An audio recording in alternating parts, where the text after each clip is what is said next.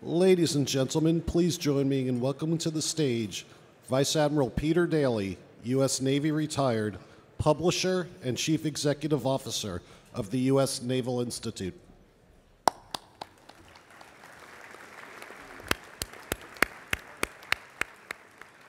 Thank you. We're heading towards the finish line here, and I would like to thank Lockheed Martin once again for sponsoring today's town hall with the Sea Service leaders. It's become a hallmark of West to end the conference in a discussion with the Sea Service chiefs. And I invite General Robert Neller, Commandant of the Marine Corps, Admiral John Richardson, Chief of Naval Operations, and Admiral Charles Ray, Vice Commandant of the Coast Guard, to join me on stage. Thank you.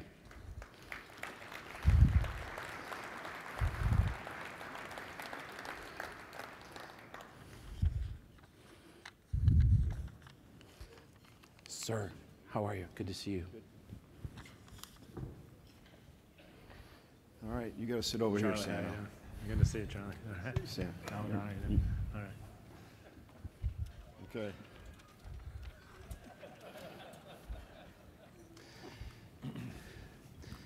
Well, again, we're very honored to have Admiral John Richardson, who's the 31st Chief of Naval Operations, General Neller, who's the 37th Commandant of the Marine Corps, and Admiral Charlie Ray, who's the 31st Vice Commandant of the Coast Guard, here today. We'll do a few questions up front. We'll get into a discussion, think of things that you'd like to ask. And the only request I have is that for today's town hall, I'd like to try to let the attendees from industry, maybe some of our enlisted superior performers, and some of our other guests get to the mic and hold off from the press questions for a bit. But so ponder your questions and we'll get started. And I'll get started here with Admiral Richardson. You know, we've heard you talk, about how the Navy is a learning engine, and how are you posturing to accelerate that development? No, thanks. That's a great question. And let me just pile on to what you say. And this is maybe the fourth or fifth time I've had the chance to be here at West. And every single time it just gets a little bit better, a little bit more substantial. And I think that this iteration, this instantiation of it really so. Thanks for doing everything that you've invested in it to make it that way. Well, thank you. Yeah. Hey, with respect to this idea of the Navy as a learning organization, a learning engine, I really think that as we move into this security environment, which is a very fast-moving environment, and we could go on and on about the metrics that would support that, we've just got to make sure that from an intellectual standpoint, from a material standpoint, from a creativity standpoint, whether it's prototyping and innovating our way forward, we've got to be learning faster than our rivals. And so we've put a number of things in place. And we started talking about high-velocity learning in 2016. And we are sort of upping the game here in 2018 by putting in a number of things. So certainly if you think about how the Navy learns, well, we've got our schools, we've got the Naval Academy, the Naval Postgraduate School. I was up in Monterey on my way here. We've got the Naval War College up in Newport. The Marine Corps and the Coast Guard have their schools, so there's that. There's our training institutions. But there's also our war games. There's also our fleet exercises. There's also our fleet experiments. There's our analytical agenda. All of these things contribute to learning. And we've been trying to really get these gears to mesh for a number of years now, and everybody's been all in. But it is this idea of the problem to solve. And so it was when the National Defense Strategy made very clear that we've got this great power problem to solve. Boy, now it's really starting to run. The gears are coming together. The engine's starting to produce some power. And in fact, when you think about all of those elements across the Navy, a global Navy, we decided that we really need to put somebody in charge of that as the conductor of that global orchestra. And so we're going to stand up a 3-star position, the N7, the Director of Warfighter Development, and he's going to put it all together to make sure this all stays both coherent and focused on the problem we need to solve. Thank you.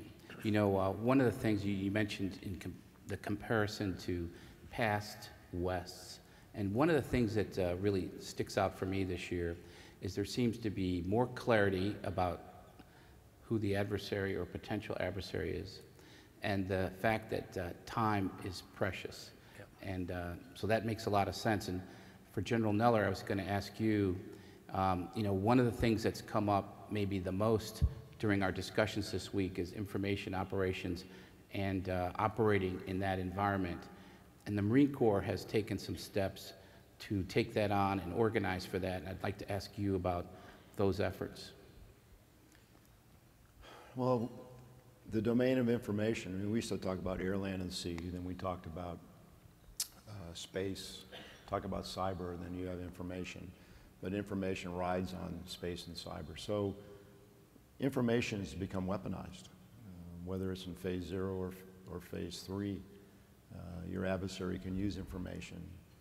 Social media facilitates that. So Intel looks on information spaces, and not just information that we use to operate and to target and to maneuver, but information to shape the environment. So I think everybody's recognized that, and Marine Corps historically has been, and that includes the electromagnetic spectrum. So the Marine Corps has always been aggressive with radio battalions, electromagnetic spectrum, but I think we opened the aperture and we realized that we needed to increase the number of Marines in cyber, increase the number of Marines that are doing intel and targeting, Marines that were doing electronic warfare, and so those units all resided in the MEF, underneath the MEF headquarters group, but they were more of a custodial command.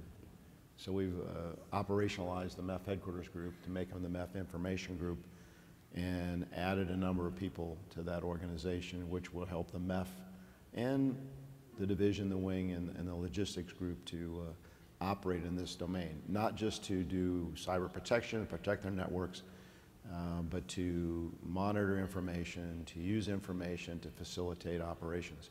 So, you know, at the end of the day, there's a way to be effective on the battlefield, not just kinetically. So you've got to tie it all together.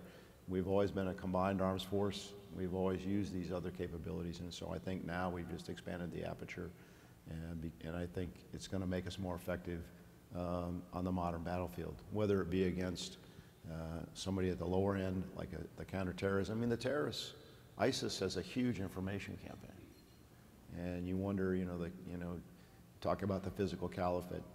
How do you destroy something that's an idea and resides in the information domain? We understand the physical place, the geography, but how do you attack that information space? And so we're in a different place than we were 10, 15 years ago. And I think everybody in this room recognizes that, but we have to develop capabilities to compete in those areas, and that's what we're trying to do. Well, before I go to the Coast Guard, I wanted to fold back on one thing that I think is the intersection maybe of these two things that we've just talked about. You know, gosh, depending on who you talk to, it's the end of the Cold War, or maybe it's post 9/11. But we've been in a fairly permissive environment, and now with this clarity, this alacrity of the defense strategy, we know where we need to be at the high end.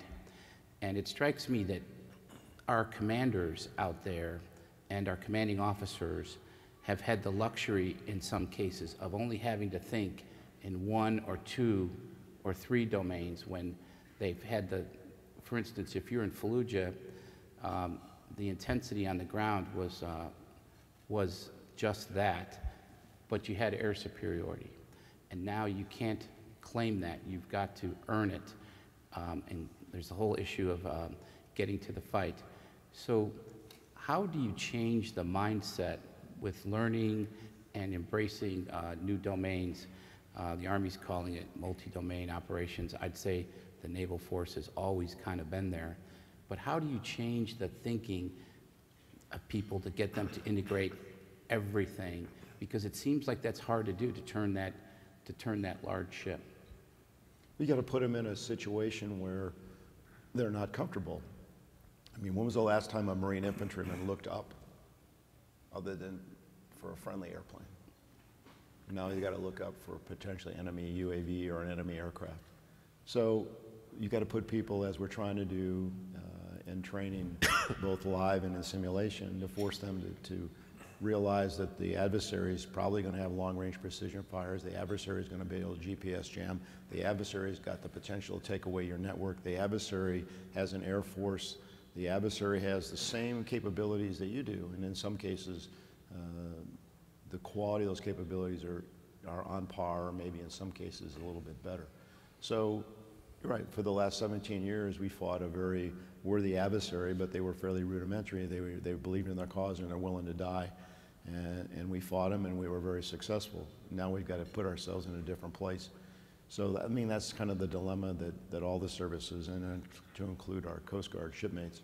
You know, we've got to train, and we've got to provide forces for the current fight. We got to modernize the force we have because we've been running it hard, and we got to at the same time modernize this force for what we think might happen in the future.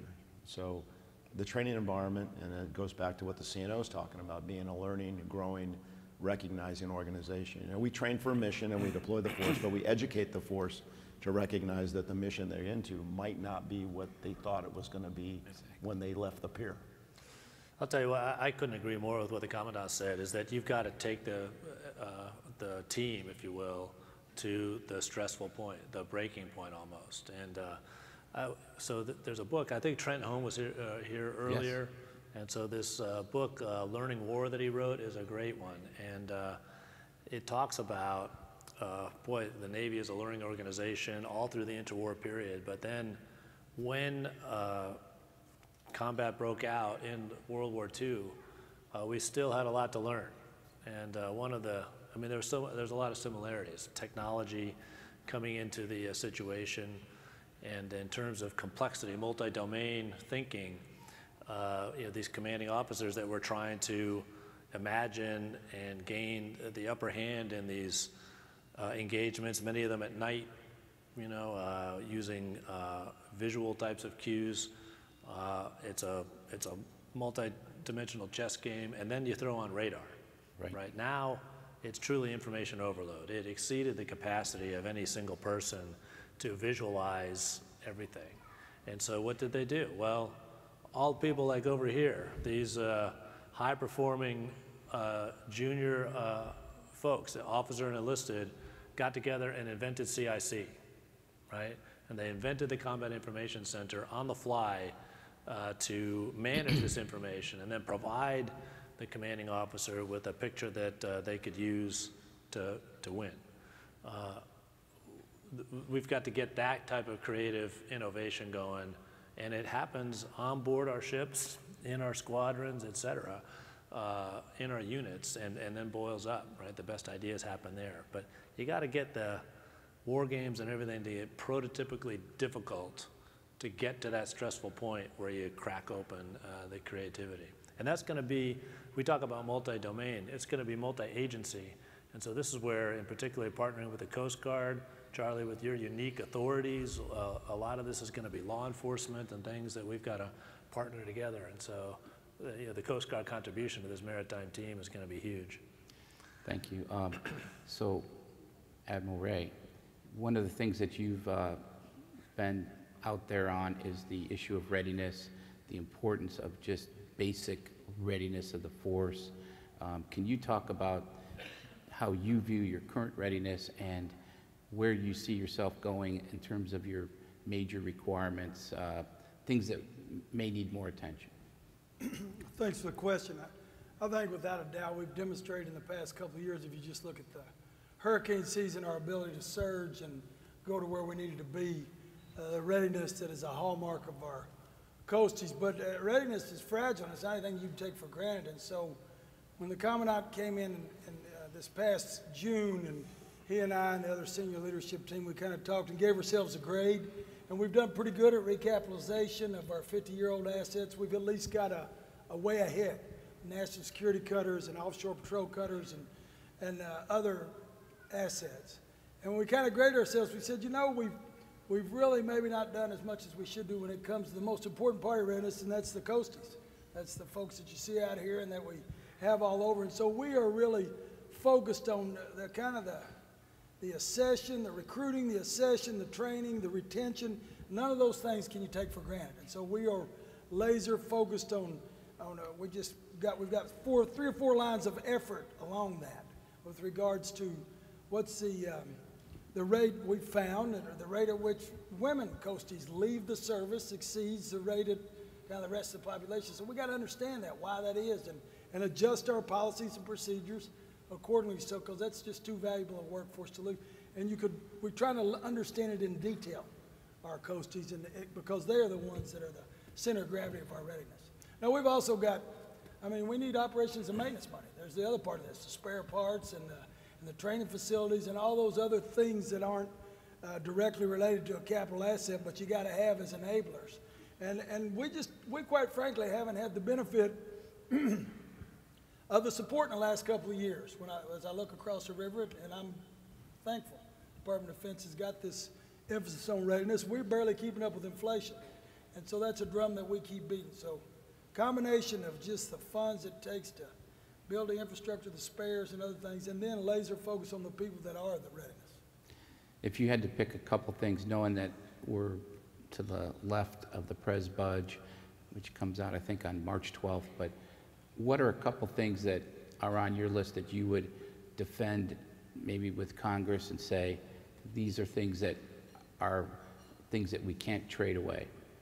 Well, I think we're looking at our investment in training for our workforce, and we've kind of, quite frankly, we've squeezed that out as much as we can out of that while still remaining, viable with regards to preparing our young folks to do what they need to do. I was just up at Kodiak, Alaska yesterday, and I talked to our guys. We just got C-130Js and kind of talked to them about how we brought that airplane on, and as I listened to those folks, and they take a lot of pride in their availability and readiness, but I thought to myself, we could do a better job of preparing folks for the long haul with this. And so I think training for operational fields that we're doing, there's no doubt in my mind we need to do better investing to kind of move that forward. And then I think the enablers behind that with regards to our family support and making it, I got up to Kodiak, it was blowing 50 knots down the runway yesterday when we landed. And that was sporty, but it was interesting, and I go there and I couldn't help but remark on the resilience of our folks there. They're still taking their kids out for walks. They're walking the dog, and that's what lives. Any other place they would name that a storm, and they just called it Thursday in Kodiak. So my point is I've got to honor the resilience of those people and make sure we take care of the folks that are on the pointy end. The Norwegians say there's no such thing as bad weather, it's just bad clothes. That's right. Exactly. Well, on the DoD side, of course, I always think of this in terms of the framework of Secretary Mattis's memo from a few years ago, where he said, we've got to fix readiness, then move on to lethality and improved capability. But readiness is always there, and I was going to throw this over to the CNO and the Commandant to talk about what your view of readiness and things that you either think you have momentum on that you have to preserve, or something that's on your list. Yeah, I'll tell you, and the Commandant can provide his own perspective, but I think that there's no doubt that we do have some momentum with respect to recovering readiness, and the metrics of that are all around us, really. And so one of the challenges is just sort of conveying and talking about readiness in tangible terms that get people excited and focused. But I'll tell you, starting in 17, we got some extra money at the end of 17 to get moving on readiness. I think we all benefited from that. 18 was a good story, and 19 even better, a good story and on time. And boy, that type of consistent, predictable, adequate funding, there's just no substitute for that in terms of building and maintaining momentum in a program. And I'll tell you, the Navy in particular, we're kind of a capital-intensive force. You start to do big things with warships, lots of readiness, maintenance. That whole industry thrives on reducing risk by being predictable, right? And so that's, that part is coming into a better place. Our training and certification, we're out there steaming more, flying more, and all of that helps readiness. It also has a bit of a reflection in that it starts to improve retention. I mean, our sailors, they join the Navy to go out and do what Navies do, right? They want to drive around high-end warships. They want to fly high-performance aircraft, and the more that we can make those platforms ready to go do that, to submerge and do what submarines do, to get into cyberspace and do what information warfare folks do, we've got to have all of those pieces in place to let them go do that, and then it becomes a pretty satisfying experience, right? It becomes a pretty good life. You're working for a very noble organization. You're doing the thing you signed up to do. What could be better? No, I remember back when, in the early 2000s, when they were looking very closely, the Navy was looking very closely at the enterprise approach, and they found that there was the RAG squadron in Lemoore, and the maintainers were spending till 10 o'clock at night to move components and parts from one aircraft to another, and before you knew it, you were losing those highly trained maintainers. There was dissatisfaction, and I think we started to revisit that space, and with the BCA in 2013 and 2014 with the sequester. So it's good to hear that you think that we're on the right trajectory now. Not done yet, right? Yeah. I mean, this took us a while to get in, but we definitely are down track and making good speed. Thank you. General Neller, your I would view. agree with that. I mean, it's not happening as fast as we would like, but we're flying more hours. We got more aircraft ready. I mean, the forces that have been forward deployed and on the rotation, I mean, they've always been ready. Maybe not as early in their pre-deployment cycles we would like, but they've been ready. It's been the depth and the capability in the bench, those that are getting ready to go and those that just came back. And that's always a problem because you've got manpower, personnel turnovers and things like that. So as the CNO said, I mean, money is not the end, but it is sure does help. And so and it helps the people in this room because you got to hire people, you got to put workers on the line, you got to train them, and if you can't count on there being a source of income for you to hire the workers and build the parts that we need, we're not going to have readiness. I mean, we still struggle with some parts availability. Like I said, we're doing the current mission, we're trying to fix the stuff that we got that's legacy, and we're trying to buy new. And that's a real difficult. There's always puts and takes and trades and things like that. So, but I think we're in a much better place, but it is fragile. It could go away. I mean, the fact is the Budget Control Act is still a law of the land until 2021. And so here we are in fiscal year 19. I really appreciate the fact that you know when the president budgets due because I have no idea. And so, because that ties to when we have to go testify. But for the last time, boom.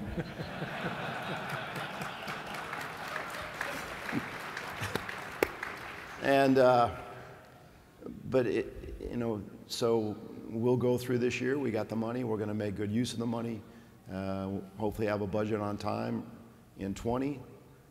But there's going to have to be an agreement because the Budget Control Act is still a law.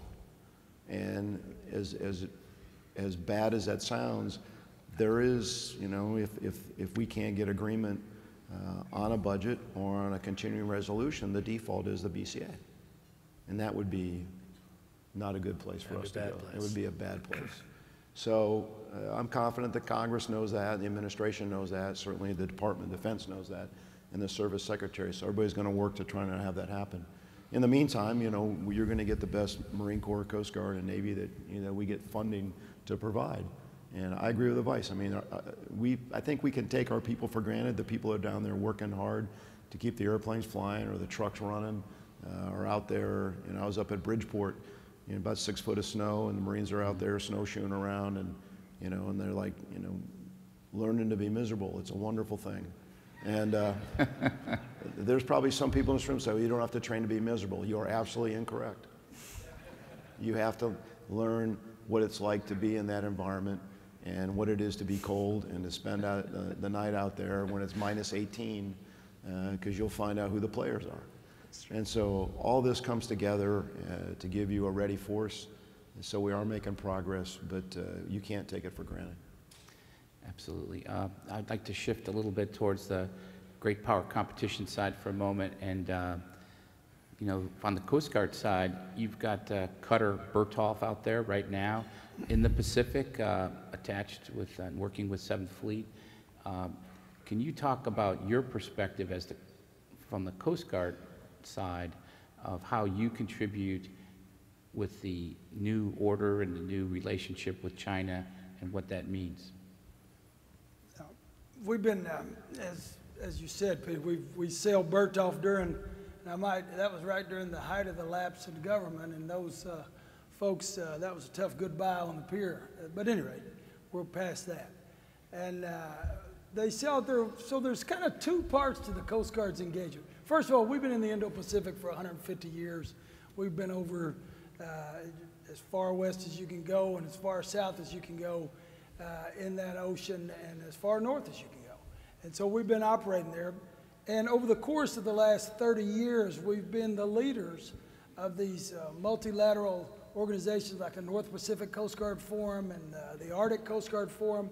And so we literally have these cooperation with our near-peer competitors that are right now, it's heating up, you know, and, right. And that's a result of our authorities and law enforcement, our authorities for all the different other missions that we have on the high seas. And these relationships have kind of borne up through good times and bad.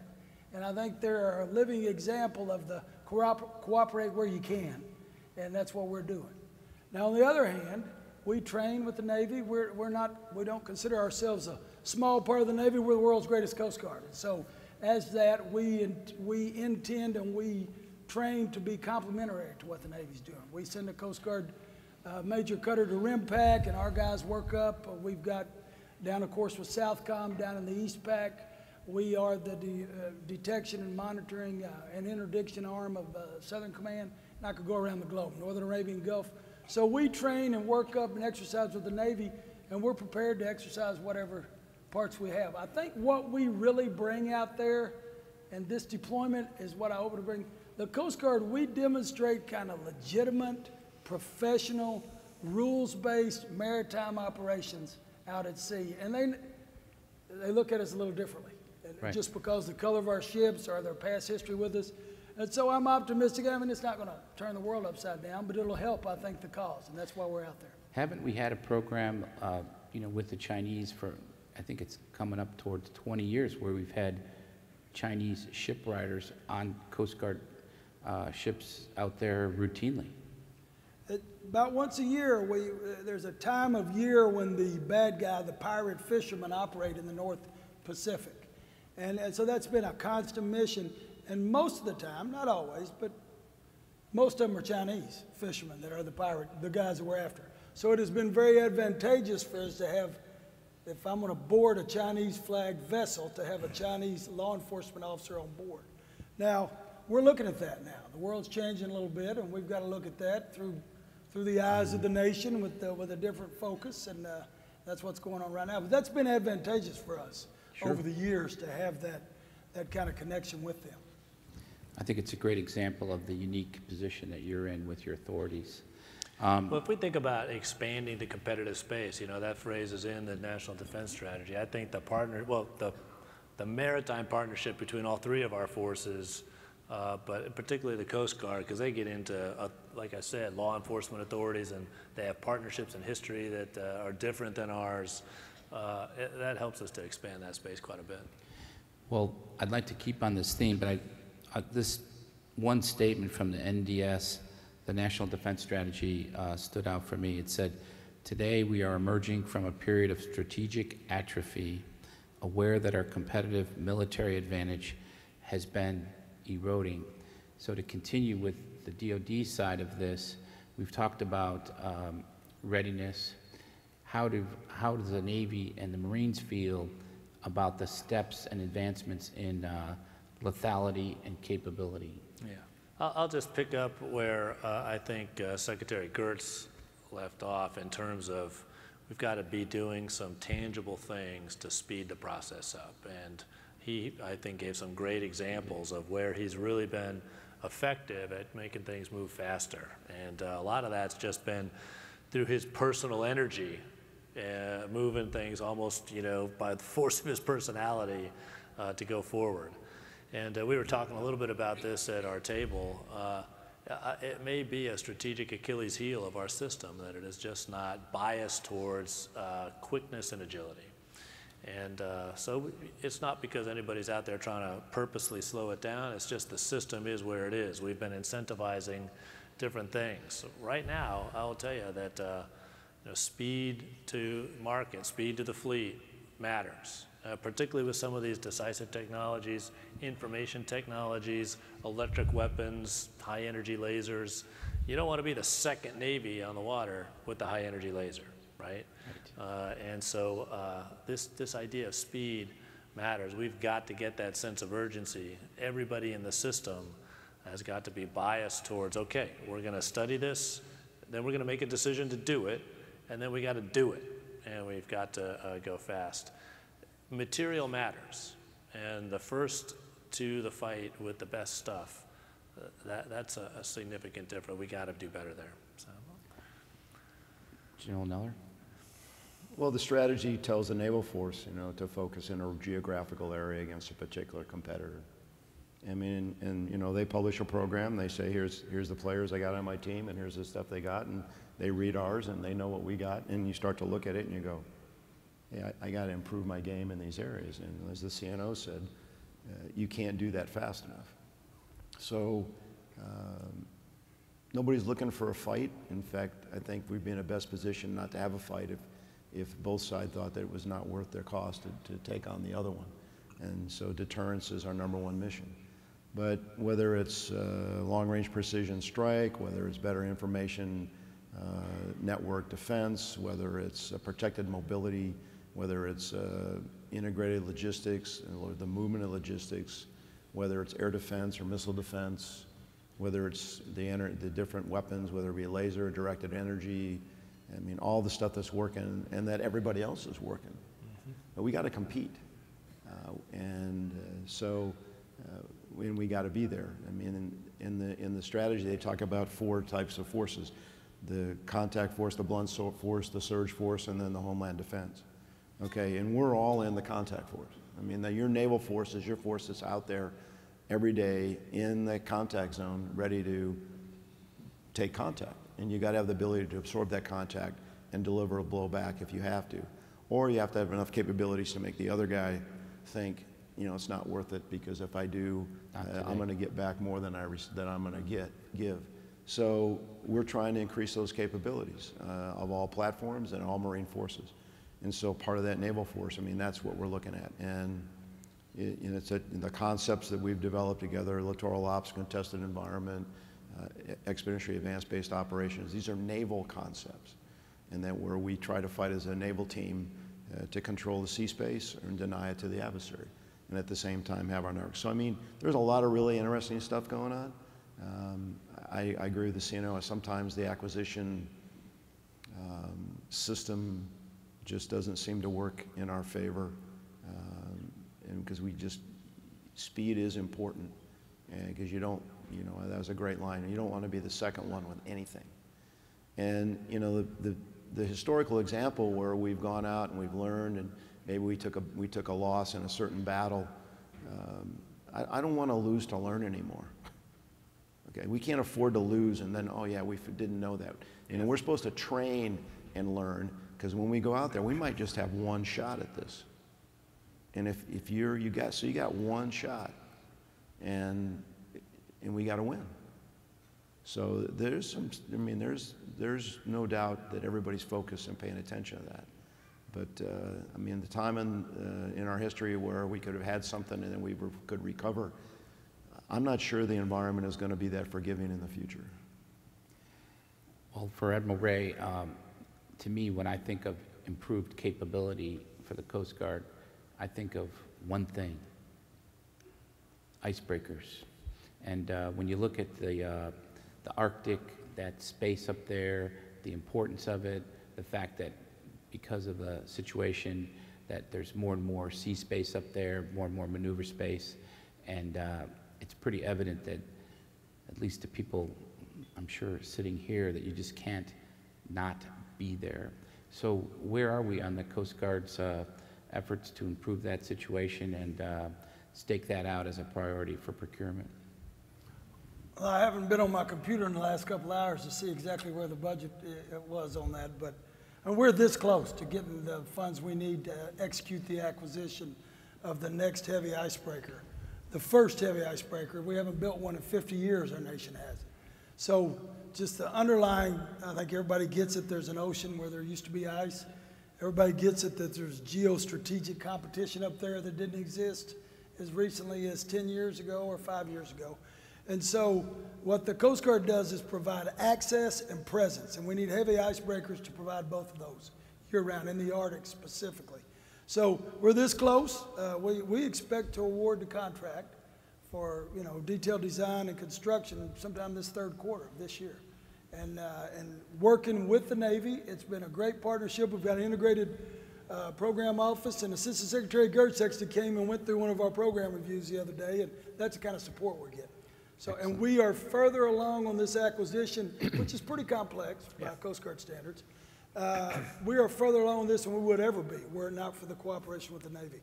And the backside of this Coast Guard cutter Polar Star is supposed to arrive, well, she won't get back home for another month, but she's been down in McMurdo in Antarctica, breaking that out for the last few weeks. And so, and she is, that is a testimony to extending the life of a ship that we don't want to repeat that model. It's just been too long. No, it's 50 years is a long time. I think aircraft carriers maybe, but small ships, not so good. And aircraft carriers get that great midlife, Yes, rehab. renovation really is what it is. It's refueling and topside and everything gets done, so. Well, I'm going to ask one more question, and then I'd like the audience to think about coming up to the mic and turn it over to you for your participation, which we welcome. And just a quick question, many this week have discussed the impact of new technologies and innovations such as additive manufacturing, artificial intelligence, autonomous systems. Also, we've heard a lot about the competition for talent in some of these technological areas. And so just wanted to ask maybe Commandant Neller to start with that, but that's, it's clear we are going in this direction. How do you feel about your ability to get after those types of areas for the Marine Corps? Well, the additive manufacturing, we've been after this for 3 years, and I think everybody has, but to me, it's the most disruptive capability we could procure to kind of untether ourselves as an expeditionary force from the supply system. And as the technology, the machines to print in polymers and now in different metals get smaller and hopefully cheaper, you're going to see a proliferation of those things everywhere. So I got a Marine over here telling me if I give him $16 million, he can like build a space shuttle or something. So, and so I may take him up on that after I get $3.4 billion to fix Camp Lejeune. But these things are happening. They're happening around us. I think we're part of it. I think some of the things are easier to operationalize, like additive manufacturing now. What we do with artificial intelligence, what we do, CNO mentioned directed energy and lasers, that's happening. Whether it's hypervelocity projectiles, whether it's ability to put things in space, increase the resiliency of the network up there. I mean, there's a lot of stuff going on, and we're all in within capability. So it's a great time to be in the military because we're at the front edge of a lot of these technologies, and we've got great, really smart people that that want to be in the service, and we've got to provide that capability for them to use their talent. And whether they stay for 4 or 40, eventually they're going to get out and they're going to go out and work for industry or do whatever they're going to do. And like all of us, I mean, people ask me what you think about as you get near the end. I mean, it's been true when General Krulak said, we make Marines, we win battles, and we send better citizens back to the nation. I could say that about all our services. And we're blessed to have really good young men and women that will still want to join and wear the uniform. And they're going to go back in society and they're going to contribute. Now there is competition for talent. And Marines know there's no way that we can pay them what they're worth in the civilian market. So we got to figure out other ways to incentivize their desire to serve, whether monies we can give them or other benefits, or just give them the best gear because they really enjoy what they're doing, or the responsibility of being able to be a leader. So there's a lot of stuff going on, and it's really exciting. It is. So, give you a crack at that. Sure. I've been talking a lot about just a recent trip I made to our boot camp up in Great Lakes. And, the Navy's growing, right? We're on our way to a bigger Navy, more powerful Navy, and a big part of that is the people. And as you pointed out, the skills that are going to move our Navy, Marine Corps, and Coast Guard forward some of them are the same that got us here, and some of them are quite different in terms of moving forward. And then there's just the competition for the talent. It's a very small portion of the population that has the physical and academic and all the skills and the propensity to serve, and that's a very hotly competed for cadre of our nation. So I was up there, and if you ever want to just get completely inspired, I just recommend you go up to Great Lakes and watch a boot camp graduation. We do it every Friday. And this particular Friday, and each one of our services does a similar version. This particular Friday, we were graduating 1,070 sailors to enter into the fleet. And I will tell you that if you haven't been to Great Lakes in the last 6 months, you really haven't been to Great Lakes. Because in response to this great power competition, we've been ratcheting up I would say the toughness factor of what it means to graduate up there. And we've been making your physical standards more challenging. We've been doing a tremendous amount more damage control, firefighting, line handling, team building, skills that will make that sailor much, much more able to be part of a combat team when they report to their first command. So it's harder to get through boot camp than it's been in a long time. And in response to that, our recruits are graduating in higher percentages. There's less attrition than there has been. The retentions is going up. And that's the macroscopic graduation rate, but also even the day-to-day number of recruits that are sick in quarters and don't feel good and want a day off, that's going away, right? This team is really responding to this higher standard, this challenge. That's why they joined the Navy or the Marine Corps or the Coast Guard, right? There's lots of options that they have. To the point that Bob made, they could write their check and go anywhere in the world. They came here. And so they've really been, it's really been an inspiring thing to watch this cadre of our youth respond. You got to ask yourself why, because the Commandant said we can't pay them as much, and oh, by the way, as a bonus, we're going to separate you from your family for 7 months out of a year and forward deploy you. And I think it has to do with this thing I talked about over the VTC at the beginning, the value proposition that the services provide, this sense of purpose, of doing something bigger than yourself, a noble calling. So we have to make sure that we behave consistently with that talk. So fast forward, we get through the graduation ceremony. I get a chance to meet the honor graduate, the #1 graduate of boot camp that year.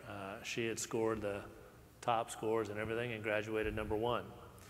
And I was meeting this young lady from Austin, Texas, and her family was there. And I said, hey, well, tell me a little bit about yourself. And she said, well, I'm from Austin, and I went to school down there. I said, oh, good. Did you get an associate's degree or something? Did you finish your degree? She's like, yeah, actually I did. I finished with a double major from UT in physics and chemistry. I said, really? Why are you here? Wow. And so this is an indication of the talent that we are getting. It's a privilege to be able to just be part of that team, never mind the extra privilege to lead that team. And so we really owe it to them to do everything we can to honor that commitment. Thanks. From the Coast Guard side, do you feel you're getting the kind of workforce you need to leverage this technology and to attract and retain them for the future? We're absolutely attracting them. I think the Coast Guard mission sets attract some of the brightest young women and men in the nation. We always have, and that's just a benefit, I think, of our separate mission sets. So we've got something for everybody, and the cyber realm is no exception. But going back to what we said before, the retention of these folks is, now there's a group of people, if we provide them, I'm sure, money's not a motivator for any of the guys that join our service. Because of what they're allowed to do, the contributions they can make, I'm talking about cyber in general. I've just got to make sure that I continually provide them the training and the exposure so that they're not getting stale. If they feel like they're getting stale, they'll leave me. And so I've got to keep them on board. And you can say that about any of our specialties, but it's especially true with some of the higher end stuff. Okay, I think we can open it up now. We have a person standing by. Please, only thing we ask is you tell us who you are and ask a question. Thanks, Admiral. Thanks, General, for being here. Thanks for making West a priority. We know your schedules are too blocked. My name's Kurt Hamill. I have a question about industry mobilization for wartime. In World War II, arguably one of the key factors in our victory in World War II was because we were able to mobilize industry, and the industry was able to turn out ships and tanks, et cetera, in proper time. I now work, I'm retired SWO, I now work for Esri. It's a software company. Our software is going out on ships and submarines and NavSpec war today. My question is about the information war that's already started. Arguably, the first salvos have already been fired, right? Russia, China, North Korea, Iran, non-state actors have already fired those first salvos in the information war. So my question is about us here in the information industry. Are we now on a wartime footing? Or have we been moved up to a wartime footing? What does a wartime footing look like from your perspectives for the information industry? I don't think the salvos have been fired. I think they're firing. Okay, we're at war right now in cyberspace. We've been at war for maybe a decade. And if General Nakasone were here, or Major General Glavy from R4 Cyber, they would tell you that they're pouring boiling oil over the castle walls every day because people are trying to get inside. And so the ability, whether it's your administrative network or your tactical networks, your secure networks, I think we all got to recognize that there's people out there with various motivations and representing various groups, maybe nation states, maybe organizations or whatever, that are trying to get inside your networks, and they're trying to compromise your data. So I think if you're asking me if I think we're at war, I say yes. And it's not just the uniformed people in here, it's all of you too, because you got intellectual property that needs to be protected. And we all got to do a better job. We don't need to give anybody out there any more of an advantage than they may have already gained. And I'll just leave it at that. So, I am not a cyber person. I'm not a programmer. I don't write code. I'm an operations guy, but I'm watching enough of this stuff to understand, pay attention that this is, the war could end before it begins. If you lose your ability to navigate, your ability to do position, navigation, and timing, your ability to deliver precision munitions, if you're denied that capability, you're hugely disadvantaged. So to me, and I've said this before, whoever can defend their network or bring it back in the fastest manner, because it's going to get attacked and it's going to get degraded, whoever can defend and be more resilient than the other person, they're probably going to win. Yeah, I'll just pick up where the Commandant left off, is that I couldn't agree with him more that information, that's contested space now, right? And the competition, the conflict is on there, the contest. So how do you organize for that? And so you're a surface warfare officer, and probably when you joined the Navy, there was kind of 3 warfighting domains that we talked about in the Navy. Subsets of the maritime domain. You had undersea, surface, and air, right? Well, and they had community leaders and they had warfare development centers, and they had a process to bring people in and make them surface warriors, aviators, you name it. There's a fourth pillar now, and it's information warfare. And if you look at the structure of that in the Navy, it has all of the structure of our traditional warfighting domains. So there's a 3-star type commander at the head of the information force. There's a 3-star on my staff. There's an operational arm in 10th Fleet, and Vice Admiral White is there, you know, competing and contesting in this space. And so, and then with respect to what the Commandant said in terms of building systems that are designed to compete and win in this space, some of that is being resilient to attack, some of that is being able to conduct an attack. And so folks like Admiral Becker at Cyberwar, who's in the room somewhere, and there he is right here, and other folks are designing these systems to be superior in this space as well. I'll tell you, it's very fast moving, right? And so you've got to, if there's a place where agility is more appropriate than anywhere else, it's in information space. But I think we're organized and resourced to get after it. We just have to get that speed up to a relevant speed for this competition, this contest. Admiral Ray, anything to throw in on that? Yeah, I think that, you know, and this is not just a dot mill thing either. The Maritime Transportation System, which our national defense depends on to move all the equipment and people that we need to move, it is a just-in-time system that is just as vulnerable as any other system in the nation. And I recall a couple of years ago, I was the commander out of the Pacific area, and I'd look out over the anchorage in San Francisco Bay, and they had a longshoreman strike, which was, didn't have anything, you know, thankfully didn't have anything to do with us. But, and the ships at Anchorage just grew day by day. Within less than a week, we had 20 ships at Anchorage. The average is about 4, and that was a longshoreman strike.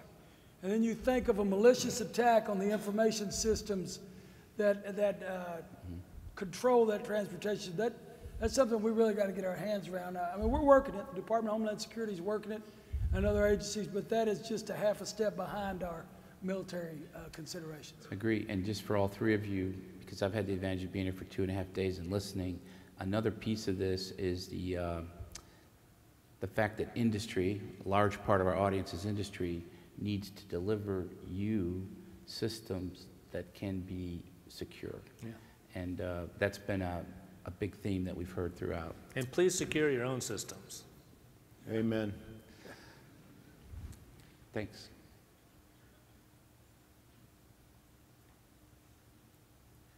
I'm Dennis Riley with Gigamon.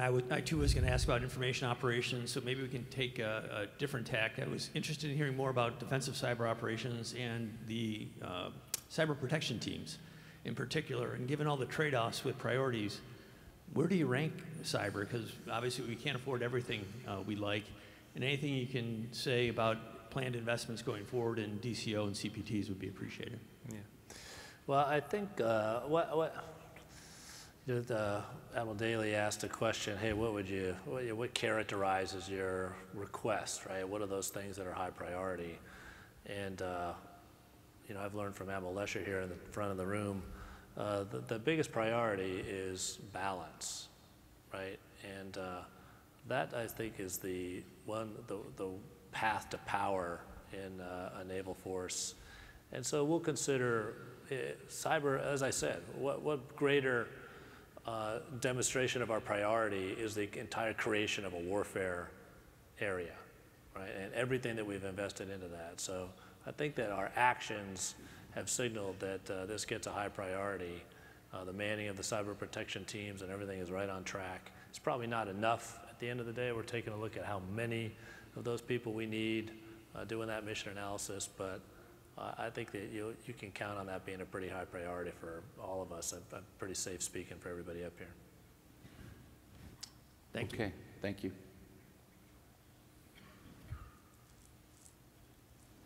Afternoon, General and Admirals. Nice to meet you. It's an honor to be able to be here and hear you speak. So, Kurt Danis, I work for a sub-unified command under Strategic Command. And some of the thoughts that I was thinking about is Joint Pub 3 TAC 12, Cyber Operations, talks about 3 lines of effort. So, DODIN, OCO, and DCO. And so some of those things deal with some of the titles, Title 10, Title 50, things like that. And so I was kind of wondering about those kind of things because I'm seeing an article in Proceedings by a young lieutenant, academy grad, MIT, and he's concerned about getting on the keyboard and trying to, you know, do these things, and I'm thinking, oh my gosh, we need these officers to really be at the strategic level and not so much at the technical or technical level. So Can I take you on right there? Yes, sir. He's a lieutenant, right? He is. I need him to be pretty tactically skilled, right? In time, we'll take that lieutenant and make him a strategist. Right now, I need that lieutenant to be able to fly his aircraft better than any other naval aviator in the planet. I need him to be able to drive his ship better than any ship driver on the planet. I need him to be able to dive his submarine, fight his cyber team better than anybody on the planet, right? So in time, we'll get to make that lieutenant a strategist, but his mind is probably, if he's focused on being the best cyber warfare officer, right, it's probably right where I need it. And in fact, he was talking about that and how his peers in the sister services. But wait, there's more. Sister services are getting like 6 months of training, but he only got like 2 weeks. So, really? Right. So AFIT, Air Force Institute of Technology, they have a pretty great course. I've been through it myself. So I'm wondering how the Navy is going to prepare their officers at the technical or tactical level. So, you know, I can get you that article so you could take a look. Such a prestigious publication as the Naval Institute Proceedings. If they're publishing it, I better pay close attention, so I'll get right on that. All right. We'll take a look. Thanks.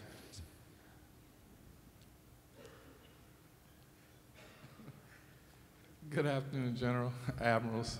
Thank you for your great comments and your exceptional leadership. You said General. I'm not with him. My name is Everett Hayes. Thank you. My name is Everett Hayes, and I'm with Sus Consulting. I was really listening to you when you talked about the multidimensional warfare aspect of things. You can't swing a cat around here, a dead cat, without hitting somebody that's talking about cloud or cyber at AFCEA West. The thing that I'm worried about and would ask you about is recently we heard Mr. Putin talk about this hypersonic or hypersonic missile that can kill a ship. We don't know if it's true or not. I read an article just recently about anti-submarine warfare, how we were kind of having some problems there, some issues with the possibility of a torpedo coming in and destroying an aircraft carrier or a ship.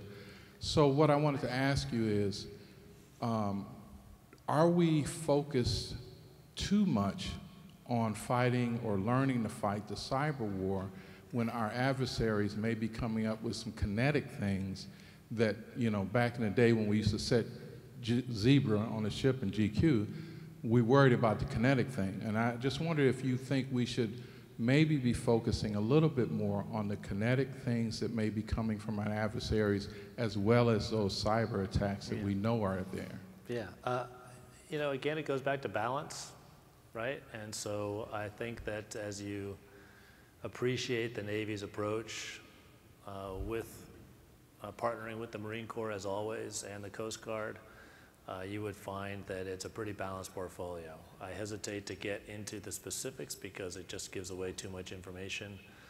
But with respect to those systems that you talked about, I'm confident that we're paying the appropriate amount of attention to the balanced portfolio of kinetic and non-kinetic effects. Thank you, sir. Mm-hmm.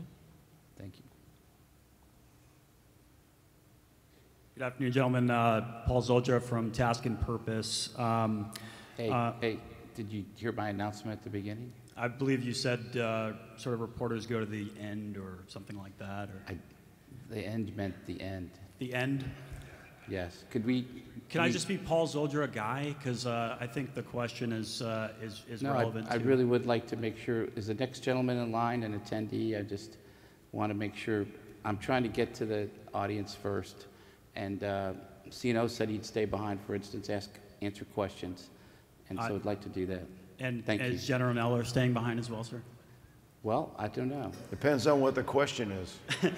But, It's but about- we can't. it's But you about- can't ask it. So yeah, I'll stick It's about the around. theme of great power competition. It's part of the conference. I'm just asking about basically what the training is for great power competition and what the services are specifically doing to train to that effect. Are Marines and sailors actually training for GPS-denied environments, uncontested airspace, and that kind of thing? I look forward to answering that question after the session. Thank you, sir.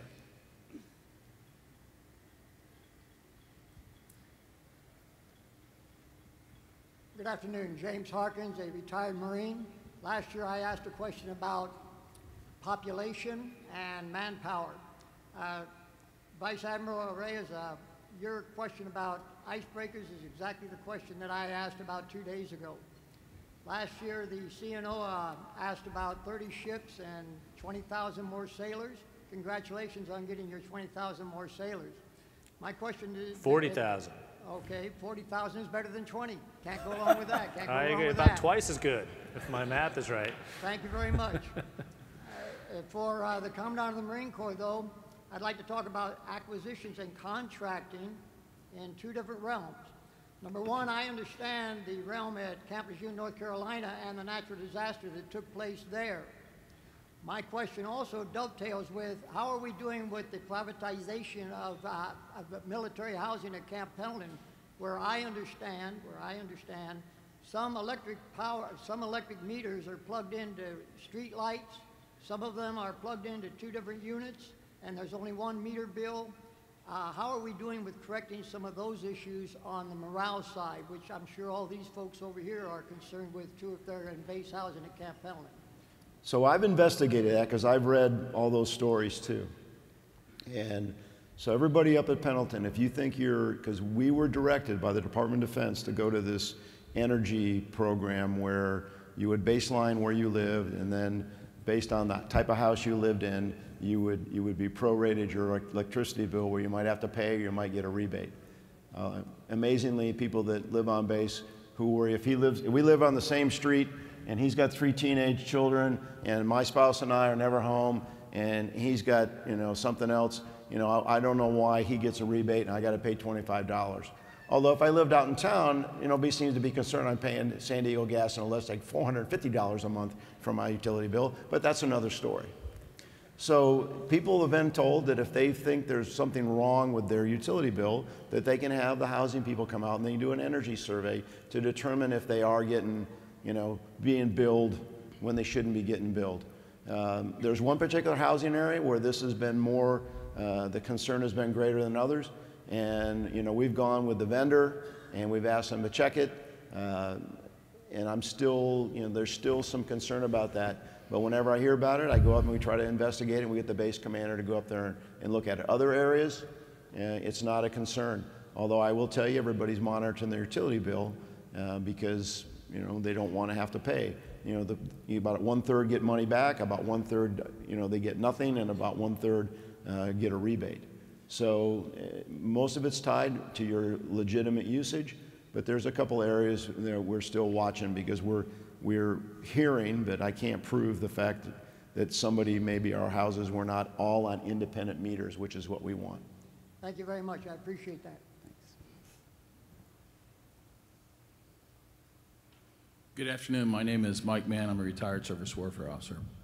So one of the major lessons learned that came out of Desert Storm, or the corrective actions that came out of Desert Storm, was the establishment of JIFCOM to improve our joint warfighting capability. We all know we fight jointly today, and we clearly dominate the battlefield in CENTCOM AOR. But that's not a near-peer competitor kind of fight. And my question is, are we organized today to bring together the entire joint force to be ready for that fight? And do we need some organizational changes to improve our warfighting capability to deal with that threat? You're talking about CENTCOM or anyone? Do we need JIFCOM back is essentially... Yeah, I think it's kind of the root of the question. I'll tell you, it's a more global and integrated fight, and I think we are making some adjustments so that we've got a more global integrated approach to that. And some of those might be organizational, some of those are sort of conceptual and command and control types of changes.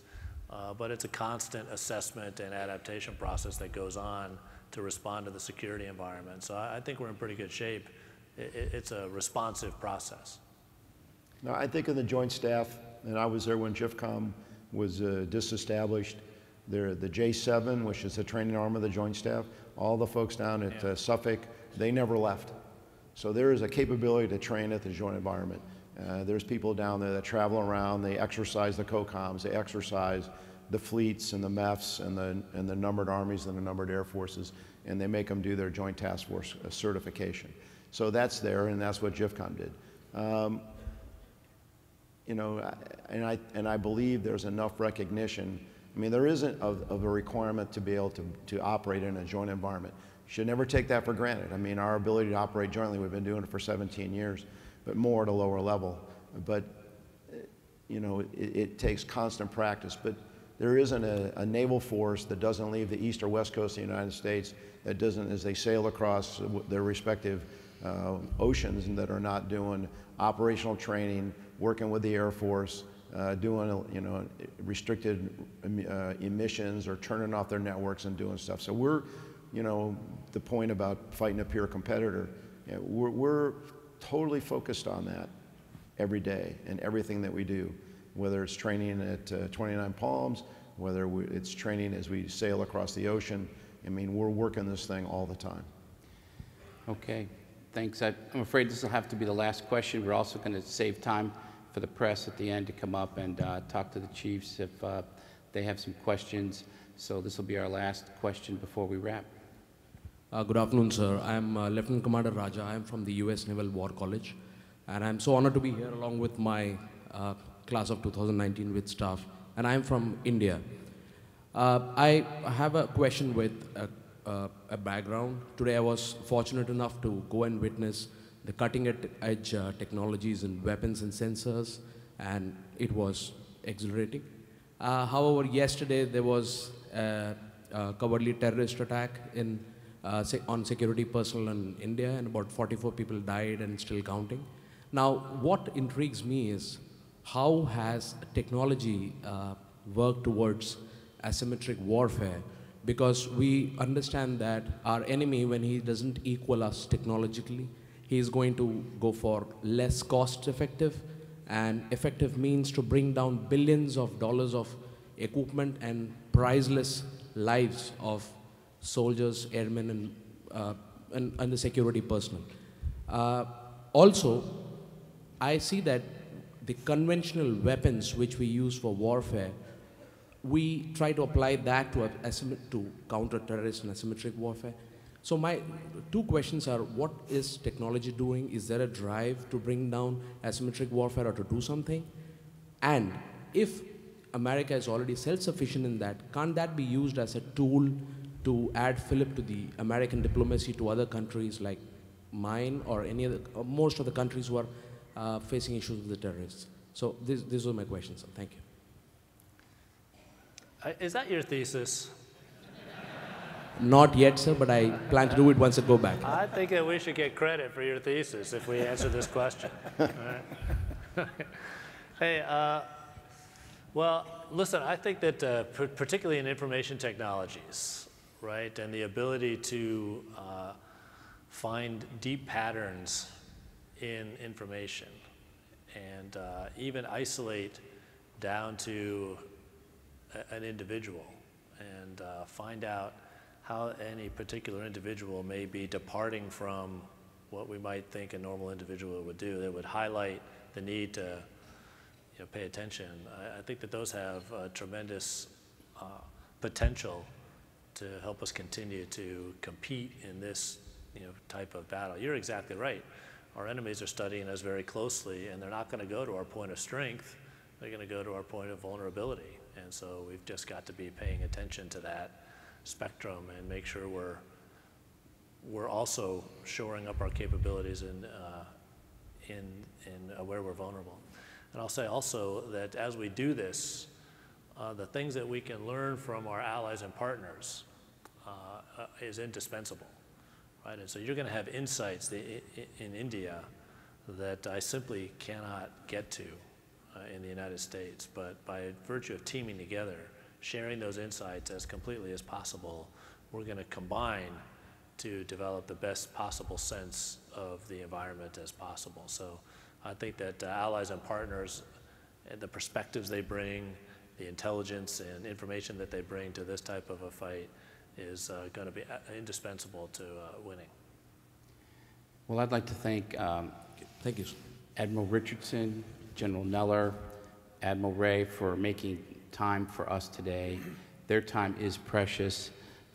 We've got a book for each of you, Redefining the Modern Military, the Intersection of Profession and Ethics by Terrell Mayfield and Nathan Finney. It's a Naval Institute Press book with an AFCEA bookmark, but it doesn't come close. It's just a token to our gratitude to you all for giving us this time. So let's give them a big hand, please. All right, good to see you. Kodiak, that sounds good. Thanks, Bob.